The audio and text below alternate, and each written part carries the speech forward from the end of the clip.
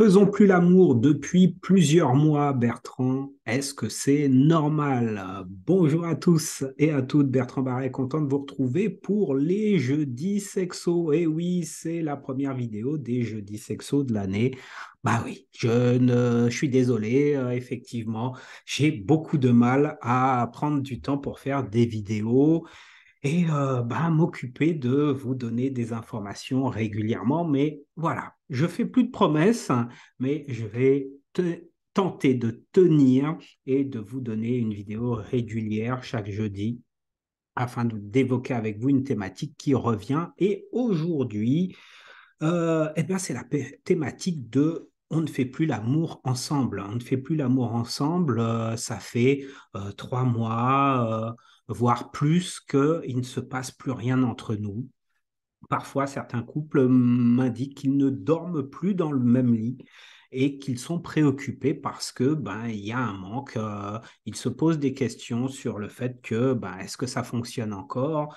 Est-ce qu'ils s'aiment encore? Est-ce qu'ils sont encore un couple? En tout cas, non. Ils se posent peut-être pas les questions de cette manière, mais ce qui est certain, c'est que ça génère des questions, des troubles, des préoccupations. Alors, on va travailler là-dessus tout de suite. Juste avant, pour ceux et celles qui ne me connaissent pas, je m'appelle Bertrand Barret, je suis coach, thérapeute de couple, sexothérapeute.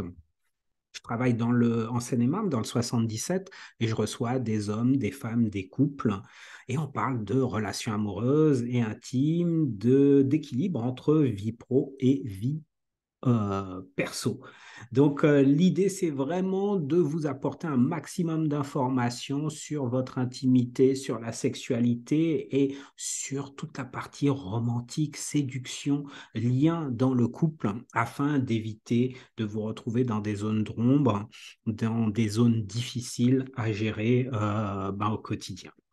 Alors, bien sûr, je vous invite à d'ores et déjà vous abonner à ma chaîne YouTube, à liker cette vidéo si le sujet vous intéresse et surtout faire des commentaires par rapport à ce que je vais vous évoquer aujourd'hui.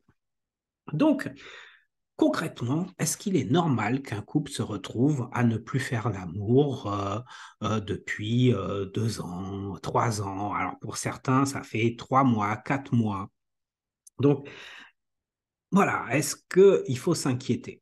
J'ai envie de vous dire, tout va dépendre de la situation du couple et leur âge, les conditions dans lesquelles ils ont vécu. Mais ce qui est certain, c'est que euh, c'est une preuve qu'il y a une difficulté dans la relation de couple, et parce que pour moi, la sexualité est un des piliers. Alors bien sûr, voilà, hein, on n'est pas tous à la même enseigne. Tout le monde n'a pas un désir sexuel identique. Pour certains couples, faire l'amour 4 fois dans la semaine, ça va être la norme, et en dessous de ça, ce serait un problème. Puis d'autres, ils ont leur petite routine et une fois tous les 15 jours, c'est OK. Il n'y a pas à juger là-dessus. Là où ça va être essentiel d'évoquer la situation, c'est à partir du moment où il y en a un ou une qui est lésé, qui se sent lésé, que ça crée un déséquilibre entre les partenaires et une désynchronisation entre les partenaires. Et donc, à ce moment-là, ça signifie, et c'est une preuve, qu'il y a des difficultés dans la relation. Pour moi, hein, 3 éléments importants dans un couple: l'attachement l'un à l'autre, c'est-à-dire le lien qui fait qu'on est avec l'autre. Deuxième pilier, la partie romantique, la partie séduction, avec les 5 langages de l'amour, hein. Je vous inviterai à voir la vidéo sur les 5 langages. Et puis, le pilier numéro 3, la sexualité. Au niveau de la sexualité, on va travailler sur 3 éléments clés: la fréquence, la qualité des rapports et la créativité au sein des rapports. Mais avant tout ça, il faut qu'il y ait du désir. Et parfois, il est clair que ça peut provoquer des décalages quand on n'a pas le même désir l'un et l'autre. Si votre partenaire est du matin et vous du soir, pratiquement dès le début de la relation, ça va poser quelques difficultés. Après, il y a bien entendu l'environnement. Lorsque vous êtes au travail, lorsque vous êtes stressé, lorsque, en termes de décalage, vous avez des horaires qui ne sont pas les mêmes, parce que vous avez du mal à vous retrouver ensemble, hein, la sexualité aura tendance à être en retrait. Ce phénomène va s'accentuer avec l'arrivée des enfants. Beaucoup de couples se retrouvent complètement décalés parce que ils sont vraiment un couple parental présent qui est fort, parce qu'ils s'occupent des enfants, mais ils n'ont plus d'intimité de couple, hein, depuis l'arrivée des enfants. Plusieurs raisons à cela. Bah, c'est tabou. Le regard de l'autre n'est plus le même. Je ne peux pas. Alors, pour les hommes, ça va être j'ai des difficultés à faire l'amour avec ma femme, tout simplement parce qu'elle est devenue la mère de mes enfants. Et je n'ose pas ou je ne m'imagine pas faire l'amour de la même manière avec la mère de mes enfants qu'avec celle qu'elle était avant d'être une maman. Donc, ça, c'est des croyances qui bloquent la libido et qui bloquent le désir sexuel. Vous allez retrouver également des difficultés au niveau des femmes par rapport à leur corps. Le corps a changé, le corps s'est modifié, elles n'osent plus être les mêmes. J'ai pris du poids, je ne m'aime plus comme je suis, donc je ne fais plus l'amour avec mon compagnon parce que je ne me sens pas désirable, ni désiré. Et j'ai plus ce désir, cet élan et cette confiance en moi. Donc ça aussi, ça va jouer énormément. Et si ce n'est pas dit, si ce n'est pas exprimé, ça commence à créer des frustrations, ça commence à créer des non-dits de part et d'autre, hein. Donc, tout ça, c'est tout simplement du stress au niveau de la relation du couple. Donc, stress qui remonte à la surface avec des questions, des interrogations. Est-ce qu'il m'aime encore? Est-ce que je suis encore désirable? Est-ce qu'il va peut-être voir ailleurs? Donc ça va être plutôt en général, hein, je dis bien, plutôt côté féminin. Voilà, ben, je vois bien qu'il n'y a plus le même élan, il n'ose plus. Chez les hommes, il y aura peut-être hein, du désir, il y aura peut-être l'envie d'aller, mais ce sera complètement bloqué parce que, ben, vu que ben, les choses ne se sont pas faites, ne se font pas régulièrement, ben, est-ce que je ne vais pas me faire rejeter? Il suffit d'une fois que ce soit mal interprété et ben j'y retourne plus parce que j'ai peur de me faire rejeter. Comme je dis souvent à mes clients, vous avez peur de vous prendre une bâche. Et du coup, ben voilà, hop, vous rentrez, vous n'osez plus faire le pas vers votre partenaire. Et puis il y a aussi la notion de performance. Est-ce que je vais assurer? Est-ce que je vais pouvoir aller au bout? Est-ce que ça va pas aller trop vite? Parce que bien entendu, comme ça fait longtemps que vous n'avez pas fait l'amour, vous êtes hyper excité. Et comme vous êtes hyper excité et que certains ont du mal à contrôler ben, leur excitation, eh ben, ça va beaucoup trop vite et du coup, c'est la déception. Et c'est la déception des deux côtés, avec l'homme qui est frustré parce que ça ne dure pas assez longtemps et madame qui est déçue parce que pour une fois qu'elle était OK, eh ben, elle n'a même pas le temps d'obtenir le moindre désir, elle n'a même pas le temps de prendre du plaisir à faire l'amour puisque ça se finit bien trop tôt. Parce qu'on part du principe que une fois que monsieur a éjaculé, c'est terminé. Or, on va se rendre compte qu'il y a bien d'autres choses à faire. Un point important, le fait de ne pas avoir de sexualité ne veut pas dire qu'il n'y a pas d'amour. Ça ne veut pas dire que l'autre ne vous aime plus. Il y a énormément de couples qui viennent au cabinet et qui indiquent à quel point ils sont attachés l'un à l'autre. Donc l'amour est bien présent, mais la sexualité, c'est la démonstration de cet amour. Et comme je vous l'ai dit, hein, vu qu'il y a des peurs, des doutes, des craintes, une mauvaise communication sur le sujet, eh bien, la sexualité ne soude pas le couple et au contraire éloigne le couple de la relation, ce qui crée des tensions. Alors, je vous en ai parlé, les peurs, les tabous, le temps aussi. Le temps manque pour beaucoup de couples, hein, parce qu'ils sont pris dans le feu de l'action entre le boulot, la maison, les responsabilités. Bon, beaucoup ont déménagé, s'installent, il y a des bricolages à faire à la maison, il y a les amis à voir socialement parlant. Donc, il y a du temps pour toutes ces tâches du quotidien, mais il n'y a plus de temps pour se retrouver ensemble. Et vous allez voir que c'est la clé.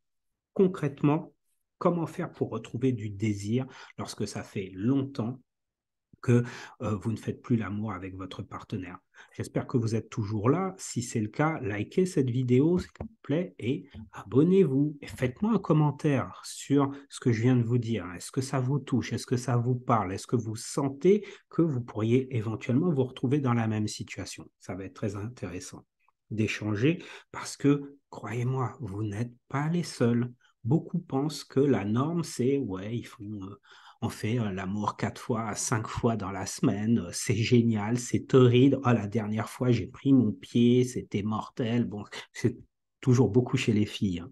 Chez les femmes, elles parlent toujours de waouh, c'était intense avec mon partenaire. En tout cas, ce sont les femmes qui viennent, les patientes qui viennent au cabinet, qui m'expriment le fait que leurs copines leur disent ça. Et donc, elles n'ont rien à dire puisqu'il ne se passe rien. La réalité, c'est que c'est enjolivé aussi. Alors bien sûr, il y a des couples avec qui ça se passe très très bien, pour lesquels ça se passe bien, mais personne ne va vous, aucune copine ne va aller vous dire, ouais, tu sais, finalement, dans mon couple, c'est pas top, je prends pas mon pied, c'est rare, vous voyez, il faut vraiment un lien d'amitié très très fort. Quant au mec, bah, c'est pareil, on n'en parle que pour se vanter, mais on ne parle jamais de, bah, tu sais, j'y arrive pas le matin, j'ai pas forcément d'érection ou je n'arrive pas à aller au bout ou je vais trop vite. C'est très rare que ce soit confié.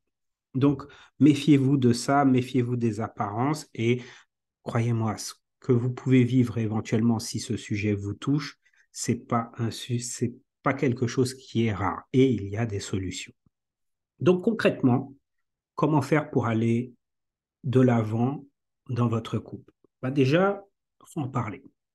L'élément numéro un, c'est communiquer et parler de sexualité.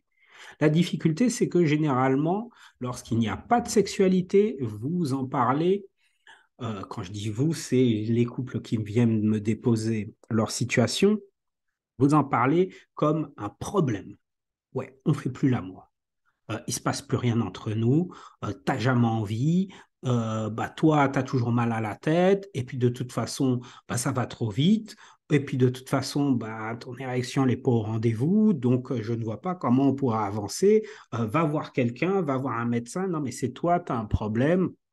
Voilà. Bref, source de conflit. Si, au lieu de dire, bah, il ne se passe jamais rien, pourquoi vous ne pourriez pas dire, bah, moi j'ai envie, j'ai du désir, j'ai envie de faire l'amour avec toi. La difficulté, c'est que ben, j'ai peur, je n'ose pas, ou j'aimerais bien que ça se passe bien. Voilà, essayons ce soir, se donner un rendez-vous. Si vous parlez de vous et de votre désir, ce sera beaucoup plus facile de parler de sexualité de manière agréable et plaisante. Donc, premier élément, évitez de parler de sexualité comme un problème, mais comme une solution et parler parler entre vous de sexualité agréable, de votre désir, de vos envies, éventuellement de vos peurs, de vos doutes, mais partagez cela avec votre partenaire. Ça, c'est le point numéro 1. Point numéro 2, eh bien, prendre du temps avec vous-même. Prendre du temps avec vous-même, c'est-à-dire être en capacité de dire bah, de quoi j'ai envie, de quoi j'ai besoin, qu'est-ce qui se passe pour moi lorsque je parle de sexualité. Est-ce que j'ose aller vers elle? Est-ce que j'ose aller vers lui? Qu'est-ce qui se passe pour moi? Je me sens frustré, j'ai peur, ça me fait mal. Bref, être connecté avec vous. Est-ce que vous vous occupez de vous correctement? Est-ce que vous passez votre temps à travailler, vous occuper des enfants, faire le ménage, la maison, et puis aller vous coucher? Est-ce que vous, messieurs, Et c'est dans le sens inverse, c'est pareil. Est-ce que vous êtes juste focus sur le travail et puis vous rentrez le soir, il y a à peine un bonjour, à peine un câlin et vous êtes focalisé sur la sexualité en vous disant ah, peut-être que ce soir je vais avoir quelque chose, mais il n'y a aucun lien au préalable avec votre partenaire pour qu'elle puisse se sentir désirée et aimée. Donc, pensez à tout cela et puis pensez à comment vous vous sentez. Est-ce que vous perdez confiance en vous, messieurs? Est-ce que vous n'y alliez pas trop direct dans la performance en disant, bon, ben, pour une fois, il faut que j'assure et tout, et ça dure à peine 10 minutes parce que vous êtes beaucoup trop dans l'empressement et que vous êtes déçu. Écoutez-vous, partagez ces moments avec votre partenaire. C'est super important. Donc, prendre du temps pour soi et puis prendre du temps avec l'autre. Ça, c'est la troisième partie. Prendre du temps avec l'autre, c'est vous donner des rendez-vous. Et oui, ça peut paraître, des patients m'indiquaient, ça ne fait pas naturel. Ça fait planifier, c'est casse-pied, oh, c'est programmé, ça manque de... Voilà. La difficulté, c'est qu'il n'y a plus rien de programmé, tout simplement parce que vous ne vous voyez plus, vous ne vous parlez plus, il n'y a plus d'échange, donc il n'y a plus de rendez-vous. Donc, soit vous décidez que la sexualité est un élément important dans votre vie de couple, un domaine important dans votre vie de couple, et à ce moment-là, vous y allez et vous vous donnez des rendez-vous, non pas que pour la sexualité en elle-même, mais pour vous retrouver autour de votre intimité. Et je vous rappelle que la sexualité, c'est pas juste la pénétration.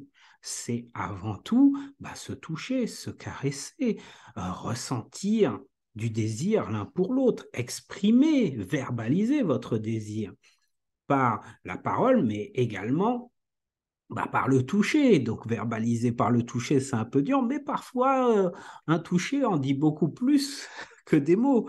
Donc voilà, vraiment être dans cet élan. Et pour ça, il vous faut du temps.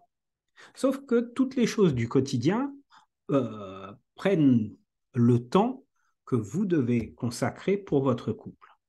Et donc, si vous êtes des parents, n'oubliez pas une chose, c'est que être parent, ça ne fait pas de vous un couple, ça fait de vous un couple parental. Et si vous n'avez pas un peu de temps pour vous tous les deux, à un moment donné, ça va être compliqué. Et c'est ce qui crée des difficultés d'infidélité, de déception, de frustration, de nerfs, etc.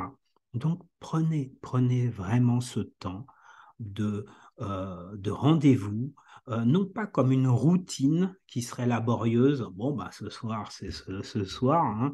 Non, c'est prenez ce temps comme un rencard, un rendez-vous avec votre compagnon ou avec votre compagne et vous dites, waouh, je veux que ce soit fort, je veux que ce soit intense. Voyez l'intention euh, de changer les choses, l'intention de créer quelque chose de nouveau. Ça peut être une petite sortie, ça peut être juste à la maison tranquillement, mais créer cela. Et vraiment, avec ces trois clés, je vous assure que le désir va revenir par le biais des caresses, par le biais du toucher. Bien sûr, moi, j'ai un programme sur ce sujet qui vous permet véritablement d'aller de l'avant avec tout ce que je vous ai indiqué, qui permet vraiment, vraiment de vous reconnecter à votre partenaire. Si vous êtes intéressé, n'hésitez pas à prendre rendez-vous avec moi sur mon site internet directement. J'espère que cette vidéo va vous aider à faire face, à remettre du désir dans votre relation.